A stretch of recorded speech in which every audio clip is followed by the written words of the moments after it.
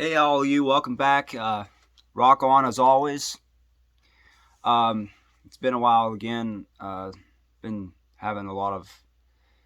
Before I start this video, I just want to say I've been, depression again has been kicking me around, and this week, starting actually in a half hour, third day of five, been watching Tony Robbins on YouTube, giving just like 2 hours a day, giving like his shortened versions of what he does at his seminars, and it's free.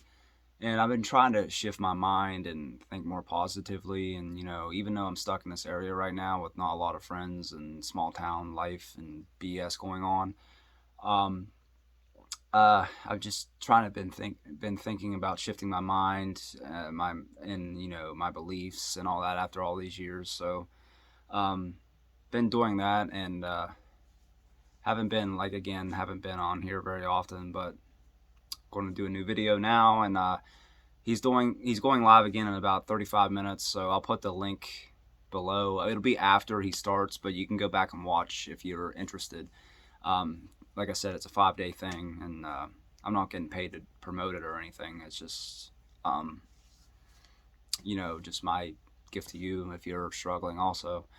And I'm going to hit up the guy that said he would like to have me on his channel, because I love to talk to people about music, movies, whatever. So anyway, let's get started. I figured I would do something today a little different, and that's live albums I have.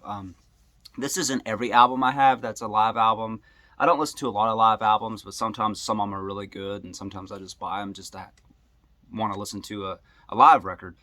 And I'll start with the CDs, and I have about 15, 16 here, and I'll just go through them real quick because I don't want to keep you waiting. Some of them you'll know what they are right away because they're great albums, and others I just put in here to do, just to do it, to be different, something that's not on a lot of people's radar. Excuse me. Starting off, I had this on vinyl. I don't know where the hell it is right now at the moment. That's Live After Death. I could also could have put Live at Donington, but no need for introduction on this one. Maiden, and has all their mid 80s albums, songs on it, and from 85 up Run to the Hills, songs from Peace of Mind, the first two Maiden albums.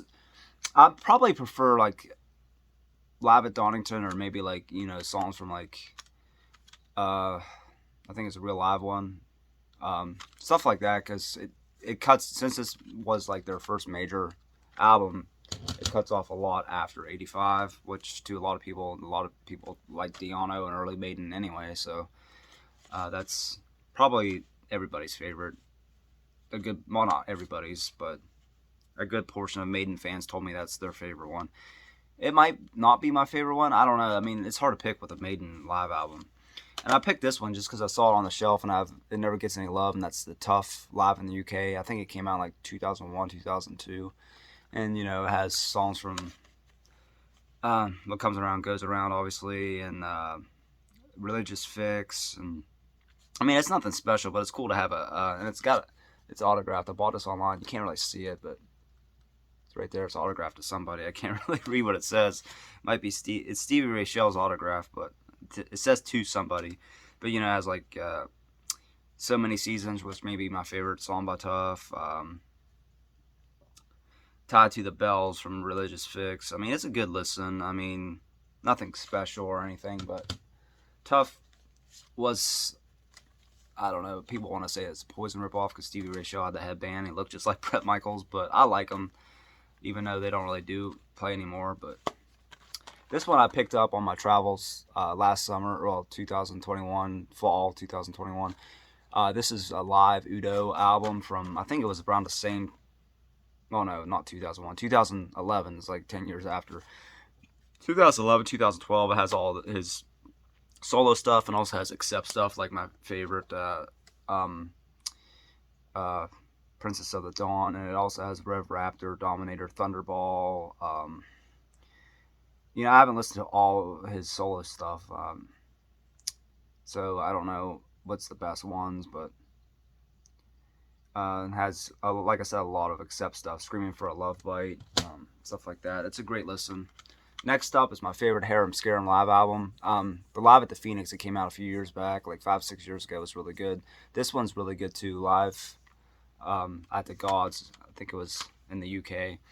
And it has also 2002, just like the Tough.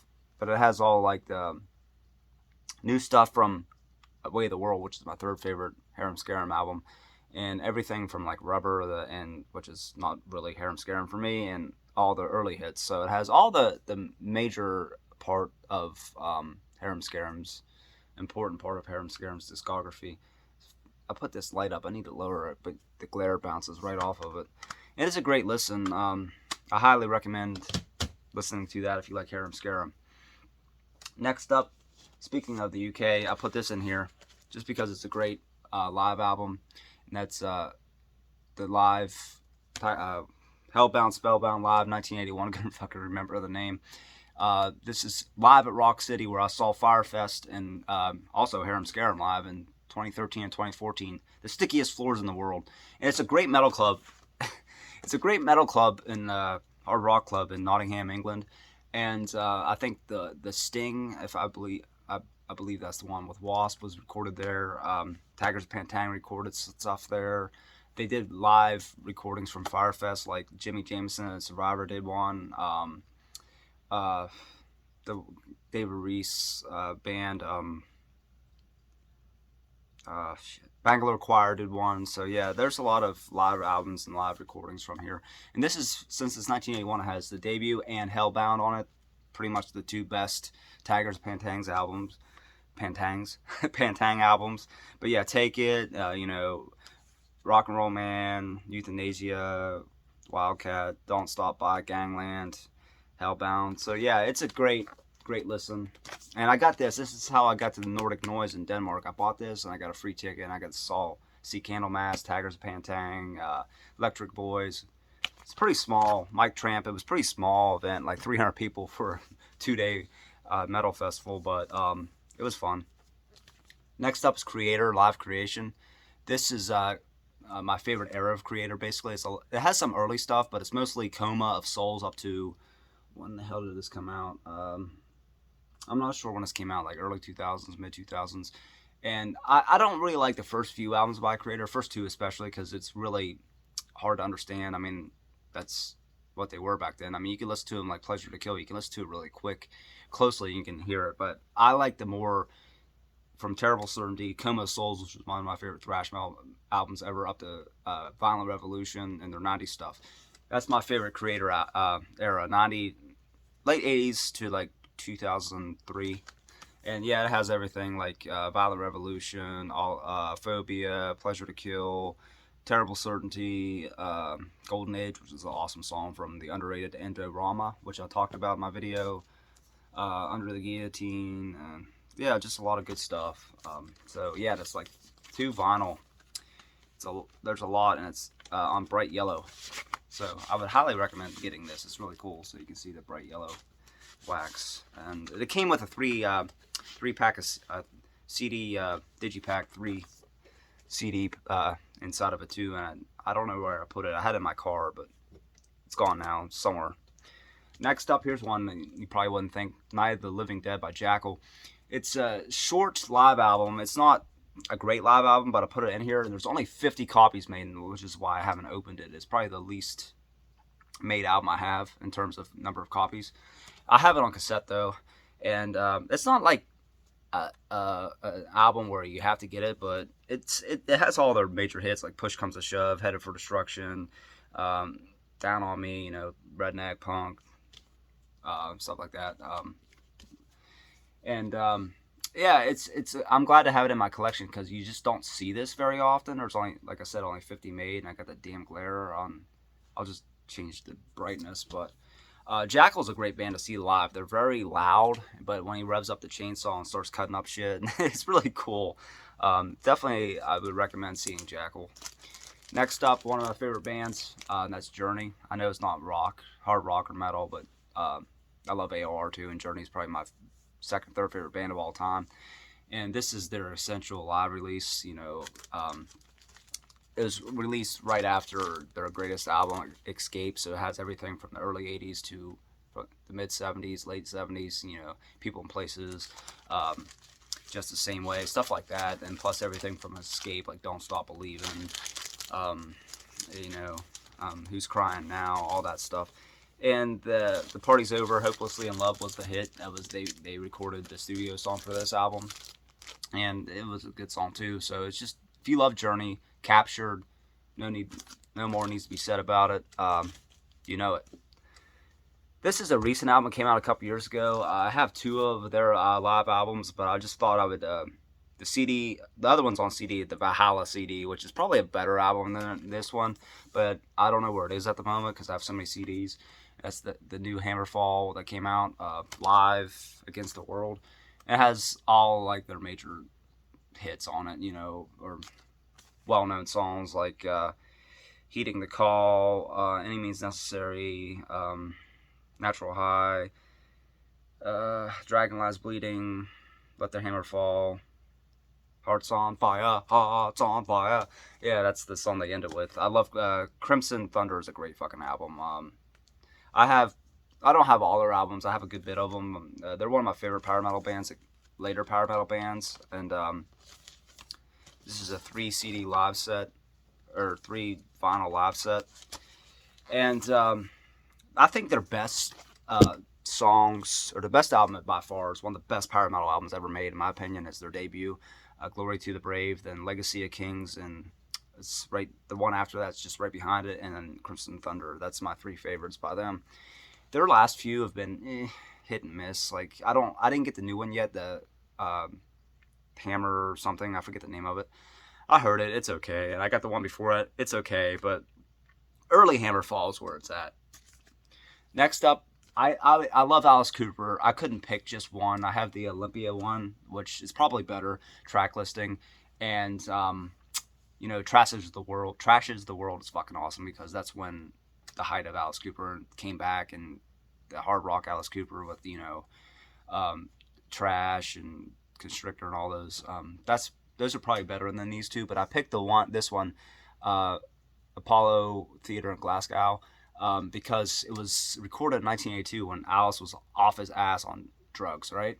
But I picked it because not only is it Black Friday release, but I picked it because the track listing, because you don't hear a lot of new wave era Alice Cooper songs. And I thought, well, no one gives this era of Alice Cooper any love.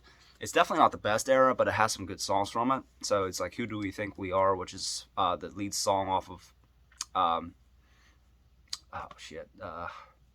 Special Forces, and probably the best song off that album. Is it's not among my favorite Alice Cooper albums. And then you have like Guilty, which he never plays hardly. We're All Clones, which is also a Flush the Fashion single. I Never Cry, maybe my favorite Alice Cooper song. 7 and 7 is off also Special Forces. Grim Facts, I think that's all off of In Pain. Grim Facts and Pain are both off of Flush the Fashion, which he played both last time I saw him a few years ago. And, you know, it has also $1 Billion Babies and School's Out. It's a short set list on this, but yeah, I mean, that's one thing. He announced another tour again. Alice just doesn't stop. I love the guy. And when you see Alice, you just don't know what he's going to play because he always throws in, he has so much shit. He always throws in stuff that you won't expect, like Grim Facts, for example. And one of the times I saw him, he even played Dada, the intro, because he don't remember recording the album. As you know, if you watch my video, that's one of my favorite Alice Cooper albums. But the Dada title track's just the, you know, the intro, and it says da da, and it has the background music. Well, he opened with that before he walked out on stage. He was playing that, and I'm like, that's fucking awesome. That he, you know, actually did a tribute to Dada. So you never know what he's going to play, which is awesome. I mean, you know all the hits he'll probably play, but he always throws in a bunch of deep cuts. So next up, maybe my favorite live album ever made. I just got this recently. That's Rush in Rio. And these guys, I don't know what I could say about them. They're maybe the most talented band ever just because 3 guys, all masters at their craft. It sounds like 5 or 6. And everybody knows Rush. But This album was recorded in 2000, or these two concerts were recorded for the most part 2002 in Rio and in Sao Paulo. Um, I think, well, this is in Rio, but the what I meant by to say was their two largest crowds ever they played in front of was back to back nights. Sao Paulo being the biggest, and this one Rio, and I guess the weather was really bad then, and they didn't even get a sound check in. So when you listen to this album, it's all no practice. They just winged it, which blows my mind because it sounds amazing. And I don't watch, I don't watch DVD concerts very much. I have a few laser discs I'll turn on every once in a while, but I like to just listen to them. But they said that the DVD and crowd on this was amazing. You can hear it on the audio, but they say if you see the DVD, the interaction with the fans is just incredible. And it has everything from up until 2002, stuff from like Vapor Trails and Test for Echo, like Driven, for example, which are probably my two least favorite Rush albums. Really close, if not, into like classics like Tom Sawyer, New World Man, Free Will, Closer to the Heart. This is the quintessential live album if you want all the hits. Perfect here. It's a great album. Probably my favorite live album. Not sure though. It's top 2 or 3 if not. Another one of my favorite live albums of all time. And I've got to honor these guys. Scorpions, of course. And this is Worldwide Live. I almost picked up Tokyo Tapes and put it in this one. Because a lot of people that watch my video on the Scorpions ranking, they always like Ole John Roth, Ole John Roth, Ole John Roth. And maybe it's just the younger fan of me because I grew up with the commercial 80s hard rock and metal.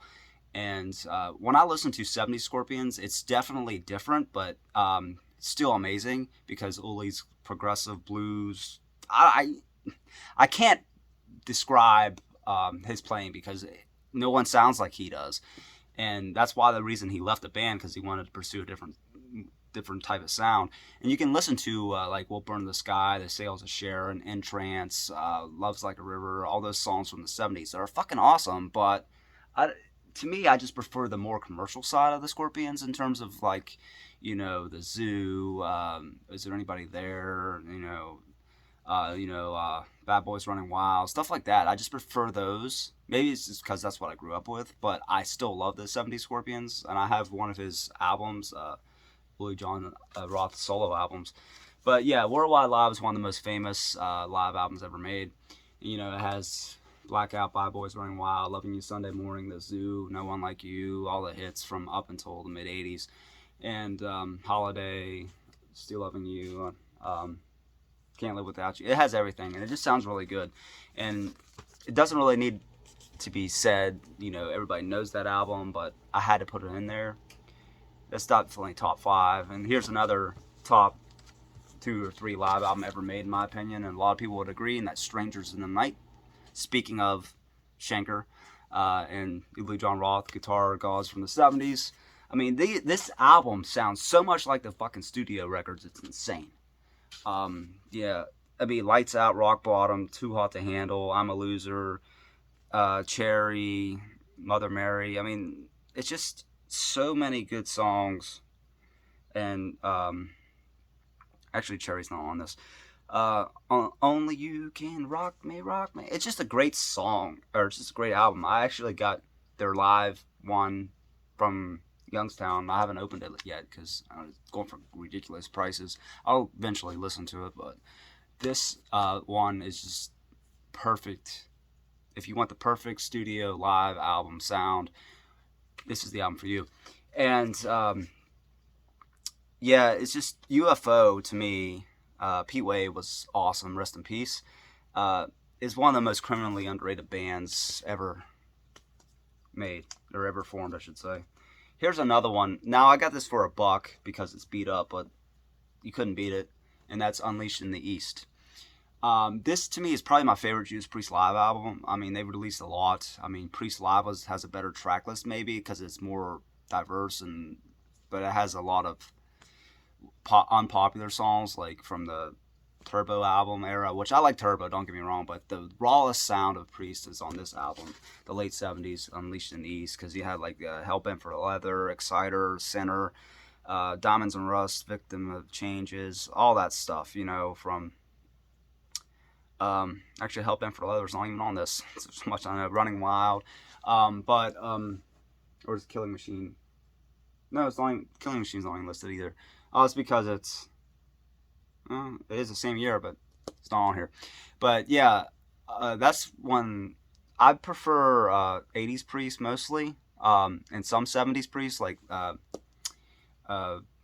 Stained Class and Killing Machine / Hellbent for Leather, top 5 albums for me.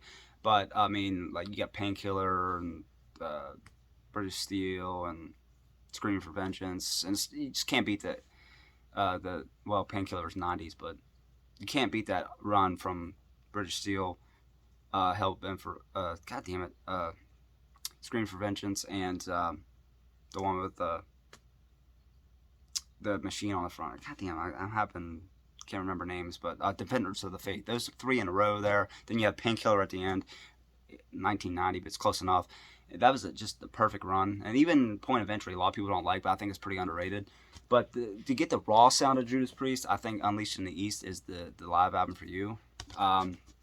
Priest Live was good, but I don't know, just something about this record just does it for me. This one, no need to talk about. I'm not a huge Kiss fan. I have to be in the mood to listen to Kiss, but Alive is one of the greatest live albums of all time. Even if you're not a Kiss fan, you probably would agree with me, because the sound on it is just perfect. It's almost like the UFO, Strangers in the Night. And it has all their great hits on it from the time period. Deuce, Strutter, Black Diamond, Rock and Roll All Night, Parasite. It's a great album. I mean, they released, 3 or 4 Alive records? Nothing beats the original.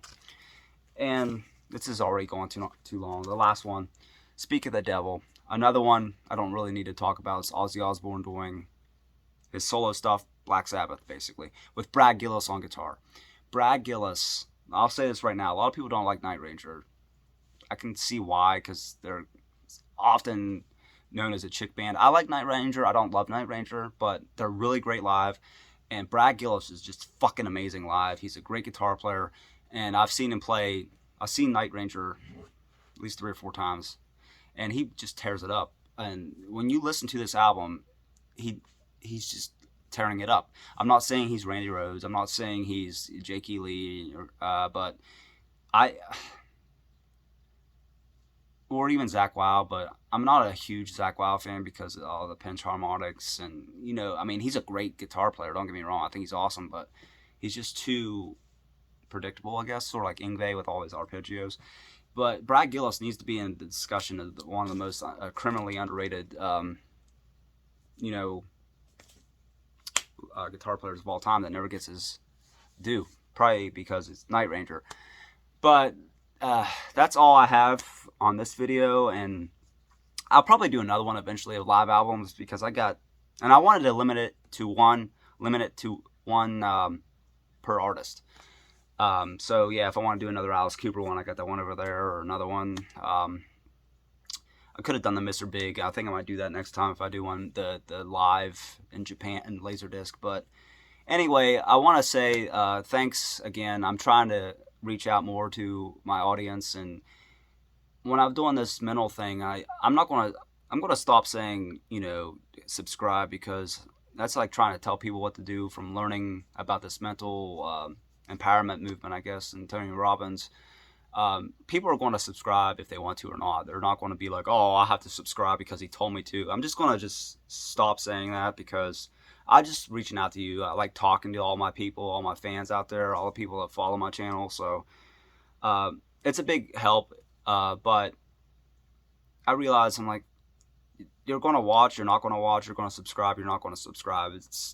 I make no difference. But I wanted to say again, thanks for watching me ramble on about all these albums, and I'll be in touch, and maybe I'll reach out to the other guy and do a collaboration. So I'll put another link in a video of my previous video I've talked about, and also I'll put the Tony Robbins link in the link below when I upload this. So keep on rocking. As always, Thanks for watching. Peace.